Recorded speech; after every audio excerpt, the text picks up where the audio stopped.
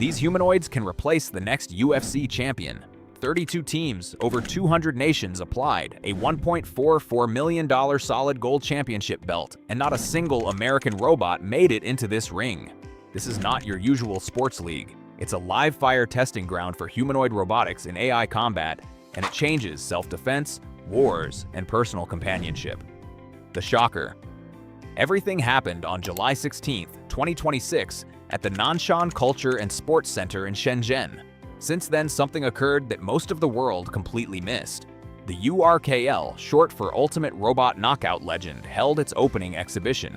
This is the world's first commercial full-sized humanoid robot combat league, launched by Shenzhen-based pioneers. In the opening match, a white-armored robot called White Eagle faced off against a dark-clad opponent named Matador in an intense 5-round bout. Midway through the match, White Eagle landed a high kick so precise and forceful that Matador physically detached and rolled across the mat.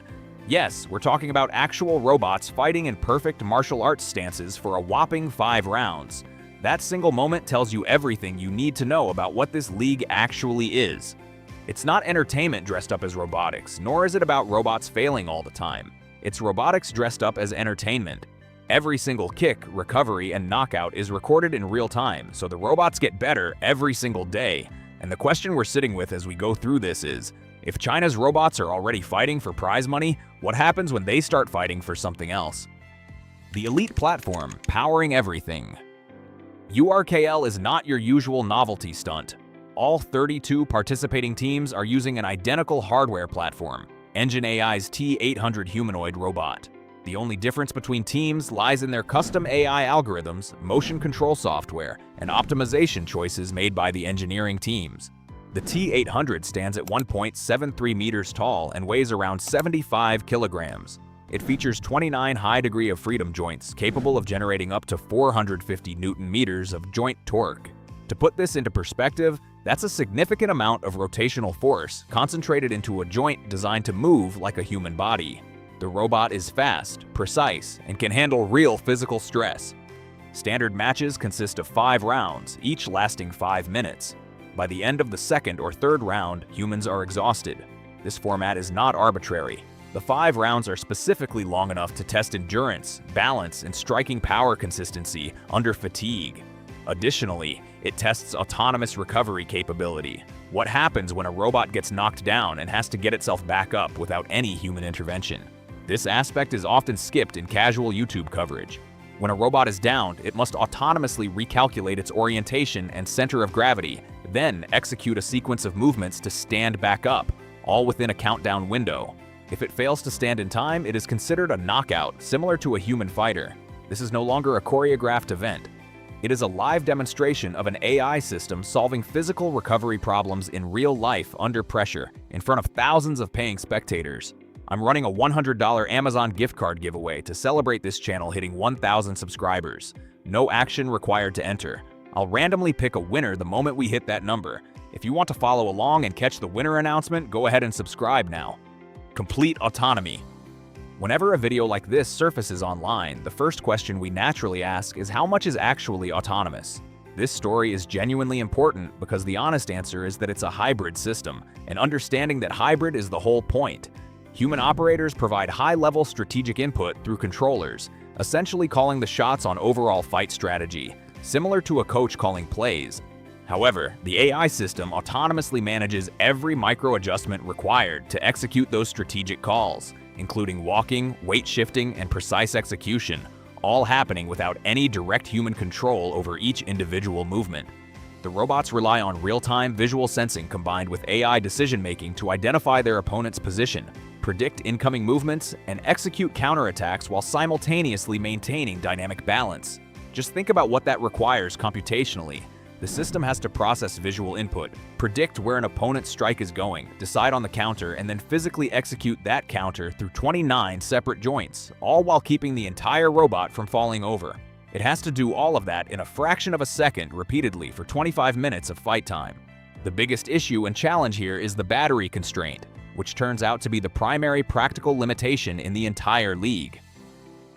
The energy demands of a powerful striking movement combined with constant real-time balance calculations are significant enough that continuous operation without mid-round battery swaps becomes a real limiting factor. Teams are allowed limited tactical timeouts specifically for repairs or full-body swaps, but exceeding the allotted time results in penalties, adding a genuine logistical layer on top of physical combat itself. Right now, the robots aren't perfect, but they are moving in the right direction. The hidden global AI race. The one number that should genuinely catch your attention is that over 200 teams from countries including China, the United States, Poland, and Singapore initially registered interest in this league. That says something on a broader scale. It is a signal that engineering teams across the entire world recognize what this competition actually represents. That combination of hundreds of interested teams alongside a competition dominated by domestic teams tells you something important about where the actual manufacturing and engineering capacity currently sits. It's one thing to want to compete, and it's another thing to have access to elite hardware platforms, engineering talent, and AI training infrastructure. The T-800 itself isn't purely designed for combat. It is an aluminum alloy exoskeleton built to perform under high-impact conditions. This physical resilience that lets it survive a devastating kick in the ring is directly transferable to industrial or field applications where a robot needs to withstand repeated physical stress without any structural failure. The dual-purpose design is exactly why calling this purely a sports league robot undersells what's actually happening.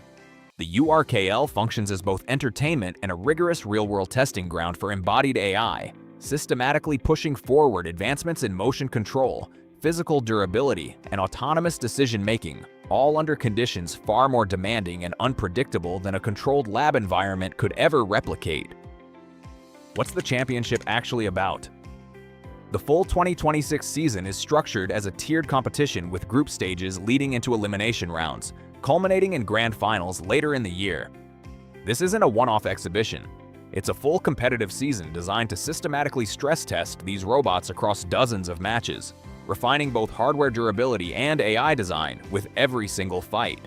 Remember what happened last year with the humanoid runners? Well, in the nicest way possible, they performed poorly. But moving forward in 2026, these robots are now beating human marathon runners. The championship prize for this mixed martial arts tournament is genuinely staggering. A 10-kilogram pure gold belt valued at approximately $1.44 million. That prize alone tells you that this isn't a passion project running on a shoestring budget. Serious money is backing this league, which means serious engineering resources are being funneled into optimizing these robots for combat performance. The event has also attracted real international attention beyond just the robotics community. Hong Kong action star Donnie Yen made an appearance at the exhibition, presenting awards to the engineering teams behind the competing robots. Pre-event activities included an entire URKL-themed park experience featuring an 8-meter-tall T-800 model, along with a robot parade and live performances. This blend of advanced technology with local Shenzhen culture signals that this league is being positioned as a genuine cultural and technological showcase, not a niche engineering demonstration. China is here to take over, and they're doing their best to implement humanoid robots in every single aspect of life. Wait, you're watching right now but not subscribed to the channel? Go ahead and smash that subscribe button so we can move on with the video. You did? Okay, cool. Now back to the story about exactly why this specific robot platform matters so much beyond the fighting ring. The T-800 platform beyond the ring. Engine AI has developed the T-800 as a significant advancement in Chinese humanoid robotics engineering.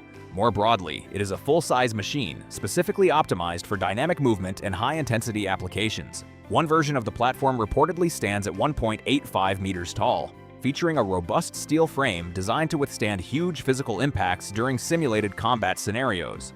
This design choice prioritizes real-world survivability over lightweight efficiency. The T-800's frame integrates advanced actuators and motors, enabling precise power-linked movements that closely mimic human athletic performance. During its public debut, the robot showcased fluid martial arts techniques alongside a sophisticated balance recovery system. These capabilities translate directly into competitive fights in the ring. Engine AI has tested the T-800 in environments designed to demonstrate resilience even after sustaining structural challenges, including direct impacts to its upper body. The robot's control systems allow it to respond rapidly to external forces, making it suitable for both serious robotics research applications and competitive combat demonstrations. This dual suitability highlights the robot's versatility. In the weight category it supports, the T-800 can handle heavy-duty tasks while maintaining the agility required for complex maneuvers in tight, confined spaces. This kind of versatility is crucial far beyond a combat arena. The robot's design also includes a deliberate aesthetic dimension. Drawing inspiration from science fiction archetypes, the T-800 blends a futuristic visual identity with practical engineering choices aimed at enhancing stability and power output. This positioning serves a clear marketing and cultural purpose, reinforcing the perception of Chinese robotics engineering as both technically serious and visually commanding on the world stage. What's next? If we move away from the spectacle of the gold belt, celebrity appearances, and themed amusement park activities, what's left is a significant engineering achievement accomplished solely by Chinese engineers. URKL is functioning as a live, continuously iterating stress test for embodied AI systems. Real-time visual processing, autonomous balance recovery, precise strike execution, and battery management under immense physical demand are all happening in front of a paying audience rather than being isolated in a private lab. This league has become a benchmark for the durability of these robots. Every fight generates data, and every knockdown and recovery attempt refines the underlying AI model controlling balance and decision-making. Every battery failure or mid-round swap highlights current hardware limitations. This feedback loop, where real-world conditions generate data at scale, is both fascinating and terrifying. This is why 200 nations expressed interest in this competition. The lineup that made it into the ring was heavily domestic, built on Chinese hardware, AI optimization, and manufacturing capacity, specifically the T-800 model. The gap between global interest and actual competition participation is worth paying close attention to, as it clearly signals where Western countries like the United States currently stand in the world of embodied AI and physical robotics. Do you see this as a potential threat to the careers of mixed martial arts fighters and other athletes? Let us know your thoughts in the comments below. If you always want to stay up to date with the latest engineering marvels, subscribe to Unsealed Universe now. See you next time.